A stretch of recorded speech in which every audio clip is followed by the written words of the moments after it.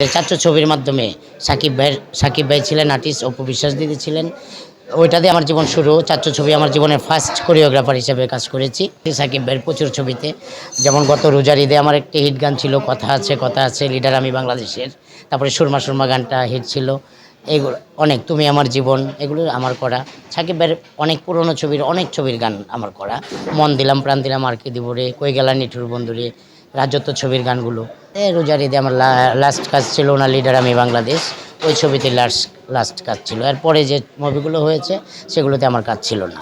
অনেক রোমান্টিক গান, যেমন এবার রাজকুমারের গান রিলিজ হয়েছে। রাজকুমার মুভির যে রোমান্টিক গানটা দেখেন, শুধু আমেরিকান শহরগুলো দেখানো হয়েছে, দূরে দূরে হাঁটতেছে করতেছে।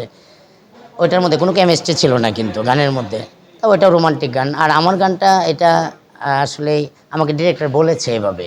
ওনাদের ভিতরে মন মালিন্য ছিল কিনা এটা আমার জানা ছিল না। তো আমাকে ডিরেক্টর তপু ভাই উনি বললো, হাবিব ভাই আমরা তো সারা জীবনে ধরা ছোঁয়ার ভিতরে গান করি, এবার একটু নতুন স্টাইলের করি।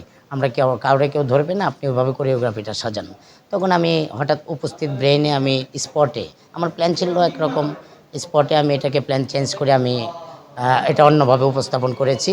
যাক, ওইটাও আমার জনপ্রিয়তা পেয়েছে। তুমি আমার জীবন গানটা যখন সাকিব ভাইয়ের আমি শ্যুট করি, শ্যারাটনে যখন শ্যুট করি, তখন ওই গানটা সময় পেয়েছিলাম 5 ঘন্টা শ্যুট টাইম। 5 ঘন্টার মধ্যে গানটা শেষ করেছি। সুরমা সুরমা করার সময় 10টায় আরম্ভ করেছি, রাত 9টার মধ্যে শেষ করেছি। মাঝখানে 3টা ড্রেস চেঞ্জ গিয়েছে।